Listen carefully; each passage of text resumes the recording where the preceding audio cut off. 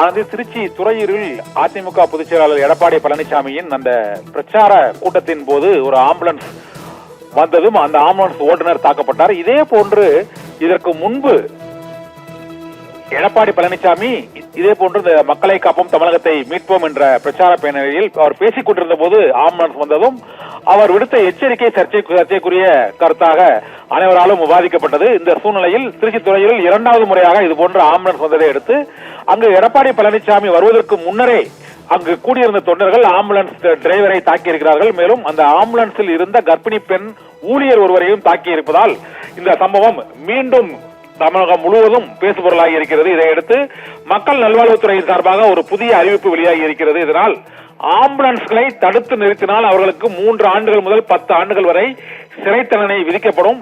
மேலும் ஆம்புலன்ஸில் வரக்கூடிய 108 ஆம்புலன்ஸில் வரக்கூடிய ஊழியர்களை தாக்கினால் ஜாமீனில் வெளிவர முடியாத அளவுக்கு வழக்குகள் பதிவு செய்யப்பட்டு கடும் நடவடிக்கை எடுக்கப்படும் என்ற எச்சரிக்கையும் விடுக்கப்பட்டிருக்கிறது. இதனால் 108 ஆம்புலன்ஸ் வரும் பொழுது அதனை தடுத்து நிறுத்தினாலோ அல்லது அரசியல் பொதுக்கூட்டம் மற்றும் நிகழ்ச்சிகள் நடைபெறுகிறது என்ற காரணத்திற்காக அந்த ஓட்டுநரையோ ஊழியர்களையோ தாக்கினாலோ அவர்கள் மீது கடுமையான பிரிவுகளின் கீழ் வழக்குகள் பதிவு செய்யப்பட்டு அவர்களுக்கு 3 ஆண்டுகள் முதல் 10 ஆண்டுகள் வரை சிறை தண்டனை விதிப்பதற்கு நடவடிக்கை எடுக்கப்படும் என்று மக்கள் நல்வாழ்வுத்துறையின் சார்பாக தமிழக அரசு புதிய அறிவிப்பை வெளியிட்டிருக்கிறது.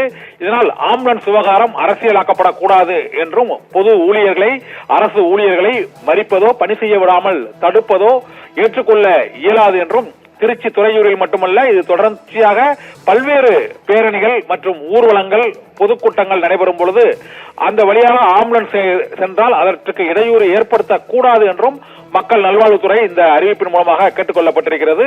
எடப்பாடி பழனிசாமி விடுத்த ஒரு எச்சரிக்கை பொதுக்கூட்டத்தில் ஆம்புலன்ஸ்கள் தொடர்ச்சியாக எனது கூட்டத்தில் தான் வருகின்றன. அவ்வாறு நோயாளி இல்லாமல் ஆம்புலன்ஸ் வந்தால் அந்த ஆம்புலன்ஸ் ஓட்டுநரே நோயாளியாக வேண்டி வரும் என்று அவர் ஒரு எடப்பாடி பழனிசாமி ஒரு கூட்டத்தில் பேசியது எதிர்க்கட்சி தலைவருக்கு அழகா என்று திமுக தரப்பில் பல்வேறு குற்றச்சாட்டுகள் கூறப்பட்டன.